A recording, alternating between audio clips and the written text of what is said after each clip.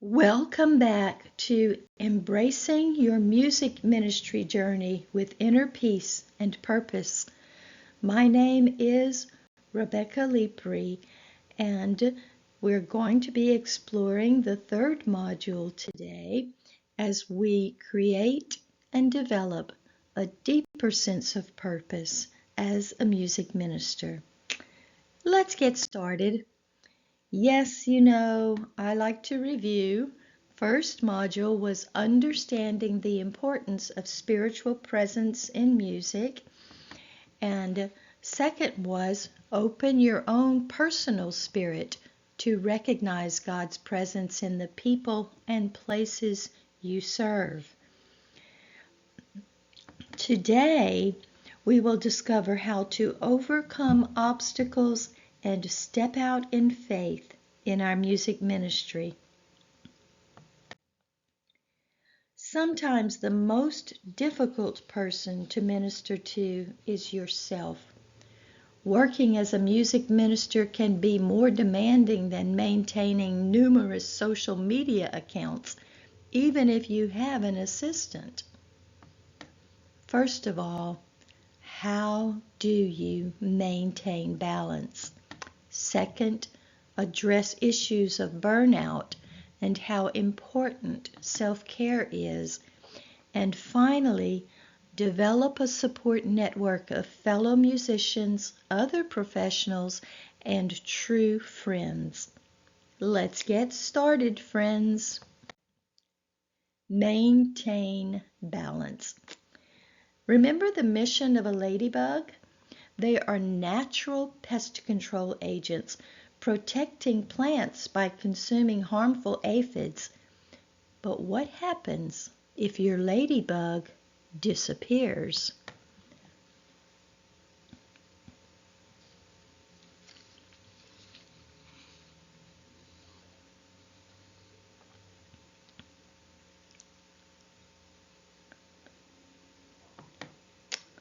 Hoo-hoo! Finally, I was working as a full-time director of music and liturgy, and it was full-time. Weekends, weeknights, holidays, whenever I thought I was needed. Even my vacations were used to attend more training sessions. And then it happened. The hound of heaven was calling me somewhere. I slowly learned to trust this calling and act upon it. I could continue to work only in church music ministry, or I could step out of my comfort zone and reach those who never make it into a church. As always, God opened doors, and soon I became a school music teacher. Now I had holidays and summers off and time to spend with my husband and children, who were young adults now. We even relocated to Pensacola, which was only 5 hours from our hometown in Louisiana and closer to our daughter's college. I was still involved in church music ministry, first as a volunteer, then as a paid part-time accompanist/choir director during my school teacher years. Unfortunately, it didn't take long before I was teaching at a private school part-time, a public charter school part-time, had 30 private piano students, and was assistant music director at a parish that was building a new church. It seems I was being called to learn how to balance my life among work, prayer, and family. Sister Joan used to tell me, "Be careful. Life will gobble you up if you let it." And I learned that a burned out music minister was of value to no one. There are many ways to identify internal and external obstacles and learn to trust that God is doing the work, not you. Where have you placed yourself in relation to your ministry? And yes, Just so you know, those are turkey buzzards. First, cultivate a spirit of love for yourself and your family as well as your ministry, focusing on bringing God's presence to others rather than seeking personal recognition or success. One day I looked at the cross with Jesus' arms spread wide, and instead of seeing his suffering, I saw his love. Come to me. I will lift you up on eagle's wings. It was time to return to my home state, Louisiana, and teach music in the school I attended as a child. I could see God's love surrounding me in the rice fields and along the country roads as I drove to work each day and could spend alone time in prayer and meditation. Next, again, always foster that sense of gratitude. My sister was a music minister, and she invited me to join her. Words cannot express the sense of gratitude I felt to be able to serve as organist for only one weekend Mass in the church where I received all my sacraments, including marriage. I even had a microphone at the organ and could join in the singing. And yes, my husband sang in the small choir with us. And the choir was moved from the back of the church to the front of the church, and we did get a new organ, but it was the same church where I started in 4th grade. Take personal time at least once a week. But I finally learned that sometimes I deserved a treat and some things just for fun. I spent time on weekends and in the summer just sitting at the wildlife refuge and enjoying the quiet countryside. FYI, every Saturday after Mass, we stopped on the way home for our weekly ice cream treat. And finally, put it on your calendar, all caps. It took me years to implement what I heard at one of those early training sessions.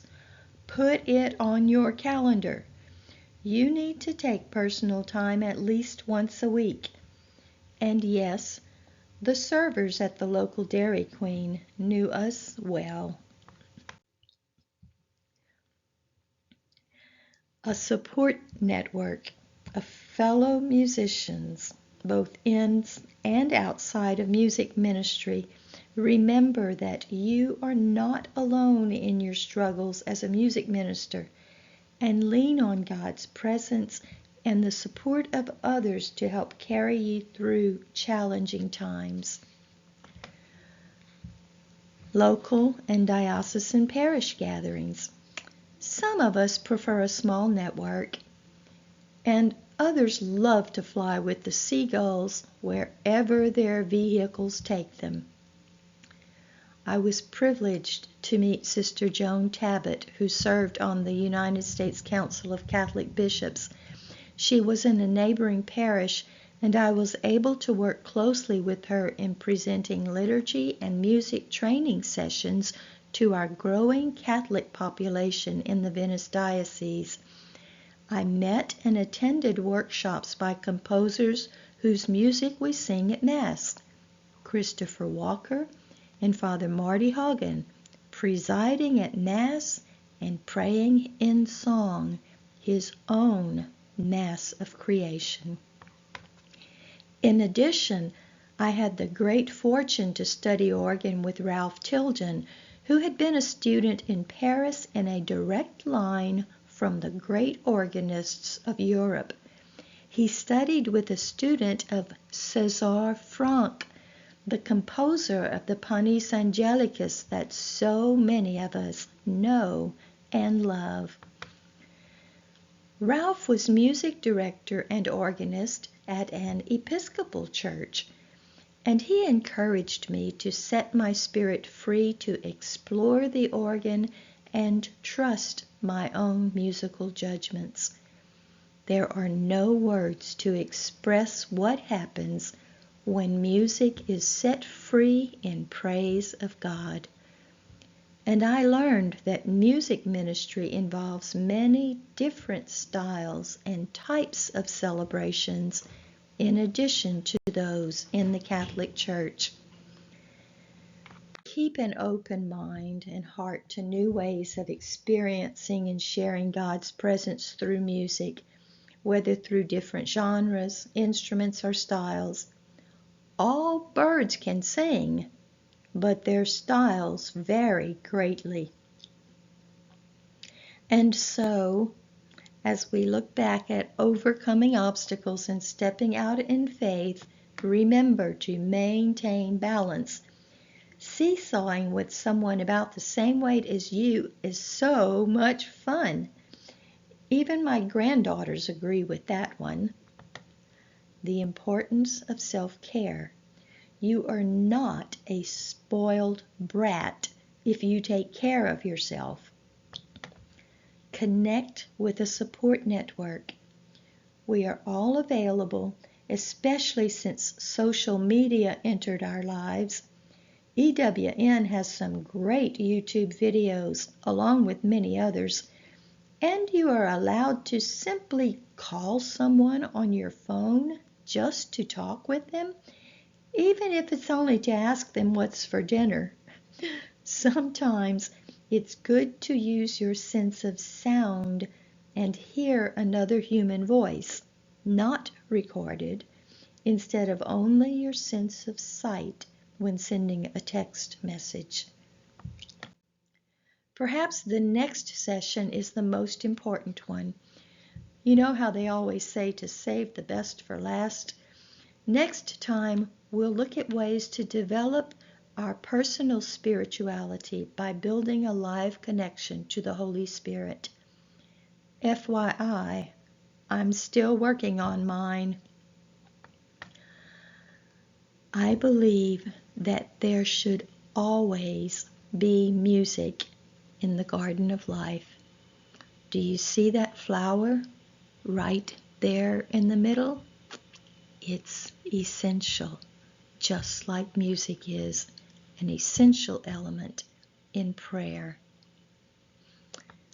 Use instruments in prayer as well as vocals. The Bible has over 1,000 references to words that refer to music, and they are not always lyrics to a hymn or Christian song, but what are we supposed to do with those instruments? Join me next time, and we'll take a closer look at music's garden of life. See you in the garden patch.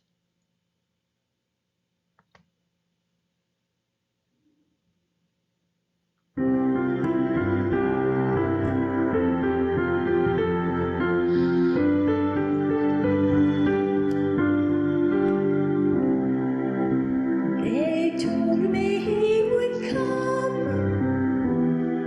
through mystery of faith, but there is more. Now I believe that he is here. I see his face. His eyes hold me close. He looks into my gaze. My heart begins to pound and tears begin to trace a trail upon my flushed cheeks. And so I ask him, what took you so long? I've come so many times and wondered how to touch you, but they told me, be careful.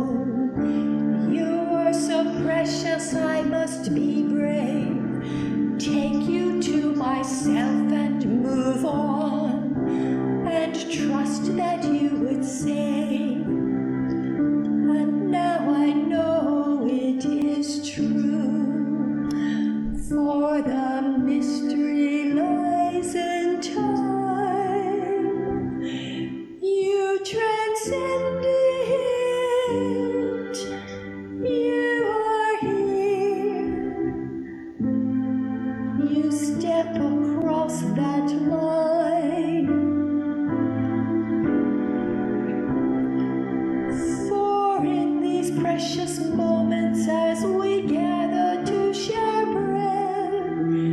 You clearly are among us. You are living and not dead.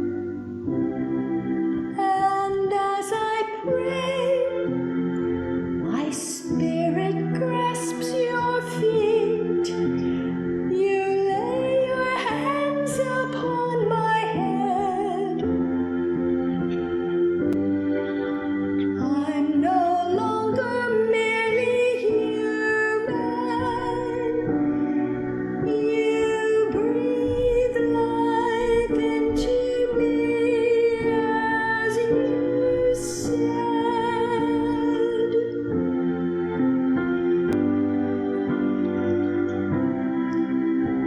What wonder fills my being? You are living and not dead. The crack in time is closing, and within this sacred space, I watch you slip away. A smile upon your face for having given me the mystery in this gift.